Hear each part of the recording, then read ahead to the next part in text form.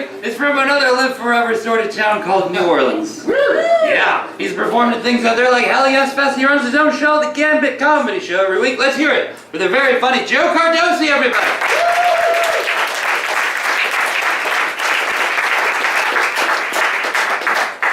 Drinking wine tonight because I'm a bad bitch. Gonna get real turned. I am from New Orleans, and I love your city. It's a very beautiful city. I'm just so sick of the guy, like the fucking newsie with a giant mustache trying to blow my mind like it's the first time I see this shit. Because I'll be walking down the street and you're like, hey bro, stop right there. Check it out. Serving range-free bologna tacos on gluten-free tortillas in a bicycle. Oh, I'm sorry, I need to sit down for a minute, bro? Our cops wearing little Dr. Seuss hats. Austin. It's cute. I'm from New Orleans. Sometimes people get shot in the face. Cops just don't come. That's weird. And tradition.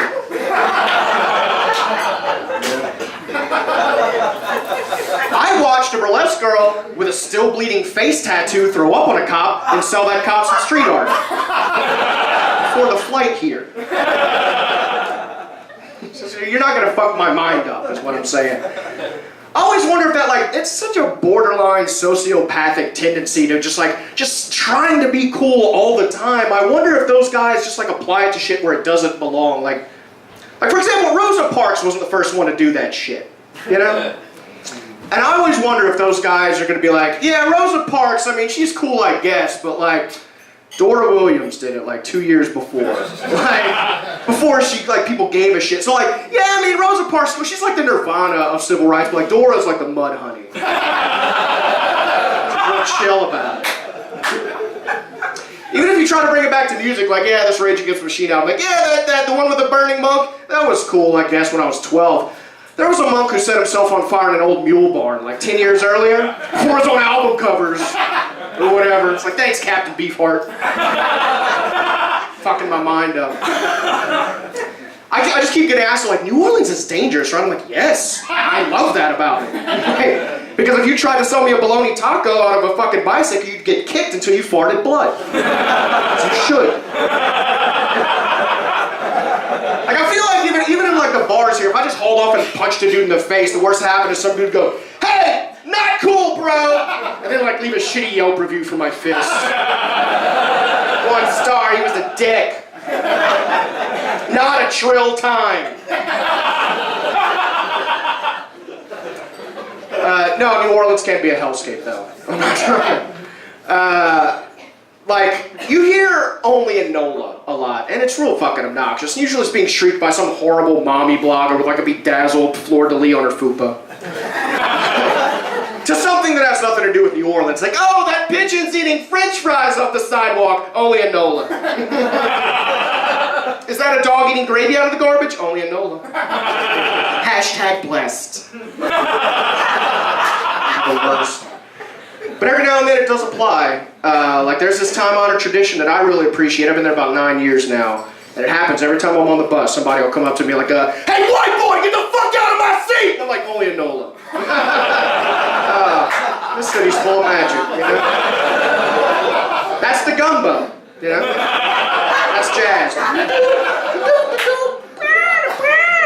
Stab, stab. Yeah, it could be scary.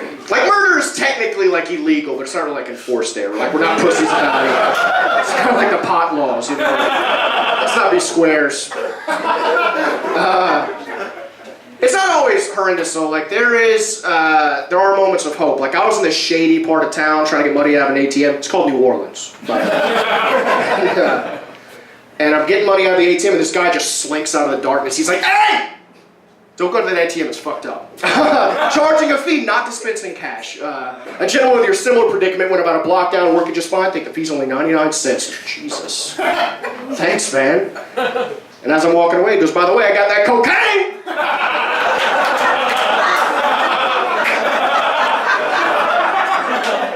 He thought he was shrinking into a portal. I didn't have the heart to help him. It was very helpful when he told me, you know? It's a I don't do cocaine, but I wish I did now. Some of your parents would at least like try crank for decent directions to a Ruby Tuesday. Help out when you can. The Hollywood South thing, like there's a lot of movies being filmed in New Orleans, and generally my experience with Hollywood South is going, hey, fuck you, Judge Reinhold, because I can't park on my street. It's some direct-to-video piece of shit. But every now and then you see like legitimate celebrities, like, I'll play this game where if I see someone who looks like a celebrity, obviously not him. Let's say a guy looks like Steve Guttenberg working at FedEx, you know? Like, hey, police academy didn't work out for old Guttenberg, right? It's not really him. We're having a lot of fun.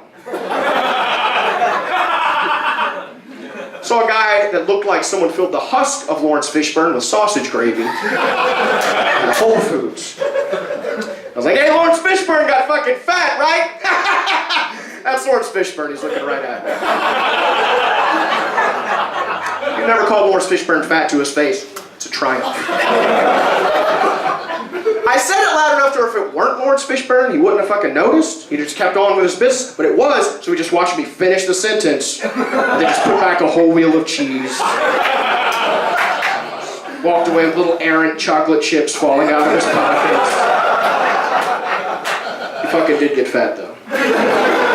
What pill did you take, Morpheus? The butter one.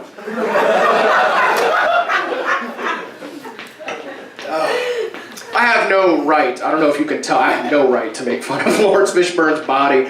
Like, my body isn't a temple anymore, it's just more of like a double dare obstacle course. Where's the flag? Somewhere between the pizza cheese and sadness. Like every time I try to jog, I'll just be like just huffing along and some piece of shit. Or like, hey, old fatty McTits, go to the hospital, you're gross. Generally, it's Lawrence Fishburne. Just driving an ice cream truck with a wheel of cheese seatbelted into the passenger side. It's the bane of my existence.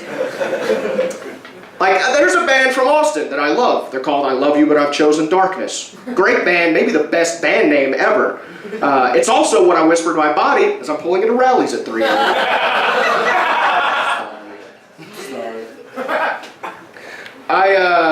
I come from this horrendous, shitty hometown in South Louisiana. Like, if you ever watched Swamp People, that was my high school. It's fucking worse. Like, if I could describe to you, remember that racist cop that pulled a gun on Cuba Gooding Jr. and Boys in the Hood? There was a mural dedicated to that cop in the town square, which was a Walmart. Learned a lot about myself in that town. I learned that smashing a beer bottle on a hissing possum's face, truly the song of the South.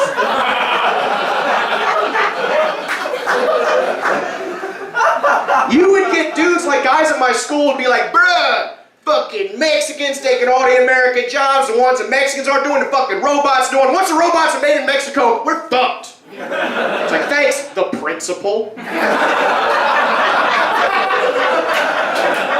Why you need to volunteer that?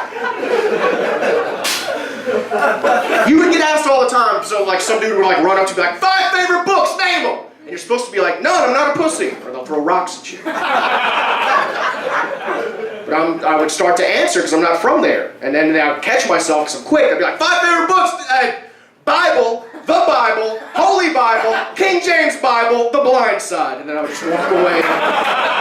See the rocks.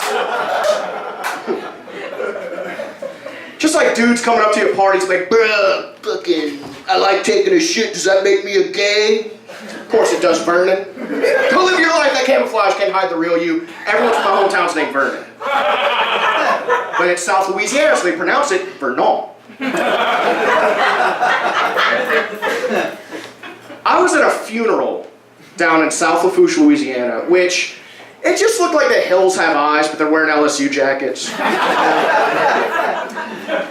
And I remember someone was talking about going to pizza college, like it was a real thing. And I was talking about my college days, like, oh, I went to pizza college when I was manager at Domino's. I thought they'd go, aha! They didn't, they meant it. Yeah, it was a crazy 5 days. Yeah. That's not a legitimate degree you can use in the outside world. Like, if someone would ask me, how'd you get that body? I'd be like, pizza college. gestures. But I remember these two dudes were walking, and one of them's hand just brushed up against the other one. And he went, "I'm not fucking gay!" in the middle of the church. Right before someone's Sweet Child of Mine MIDI ringtone went off during the rosary. It's a lovely ceremony. And I always wondered, like, does that deep-set, fucked-up homophobia take root in the situations where it matters? Like life and death. Because a lot of these dudes are, like, hunting and going mud riding and shit where they could die at any moment. And I just wonder, like, when that last thought happens, are they still homophobic? Like, if they're riding, like, "Bro, this looks fucking gay, we're on the same four-wheeler going through this trench, like, I know it looks like, nah, bro, we're just bros," and then it flips, and they land in the 69 position and fucking die. And smash the paramedics, like, "Oh, these guys look fucking gay." Probably died fucking. Let's just leave them here. Because they'd be from my hometown, and also horrible homophobes.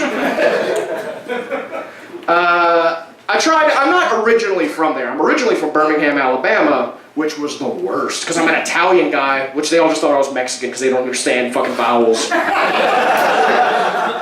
Hakuna Matata, tacos.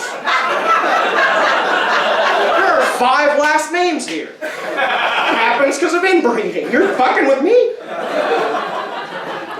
I was from Alabama, and I played Jesus in the Passion Play in 6th grade, which was horrible for many. First of all, I'm wearing a tunic when I'm just getting weird about my body because I'm 12. And then I'm having to say words like, "Take this bread and eat it. It's a body of the everlasting covenant." Roll time.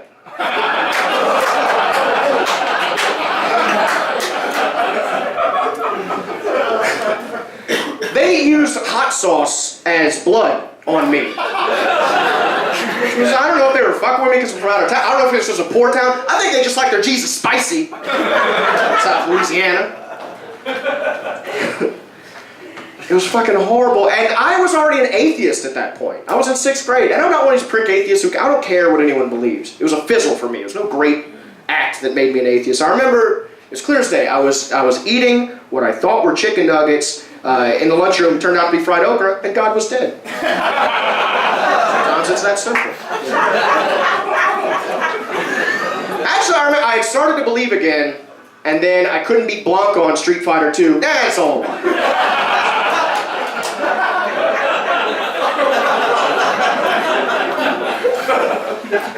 My first job in this horrible town, I was a grave digger when I was 15 years old in South Louisiana, where generally people are not buried below ground. They're buried above ground in plots, and you have to move them from plot to plot. That was generally what my duties entailed. And I remember I'm 15 years old, I'm going to move this guy out of like a 3rd-tier plot into another one, and I go to move him, and his casket just falls, and his shitty body's just out in the summer heat. And I'm pretty old. I didn't have a cell phone when I was 15, you know? So I'm like, all right, we can't leave him here. Let's just pick him up, and then we'll sort it. We'll put him where he's supposed to be. We'll call someone that can help us later. And I go to pick him up, and my thumb sank into his shoulders. And then I threw up into his dead face.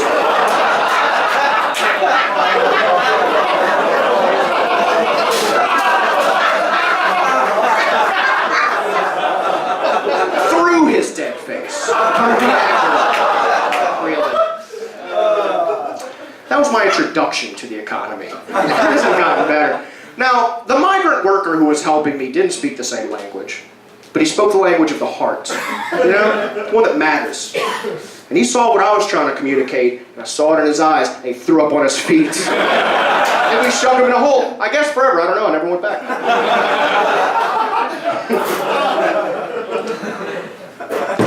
When I kill myself, so let's be honest, I am dragging someone to hell with me. Like, not physically, but mentally. You know, like, if I know I'm gonna do it, like, I'm gonna go to a Chuck E. Cheese, you know, and just find the loudest shitbag who's like, "It's mine!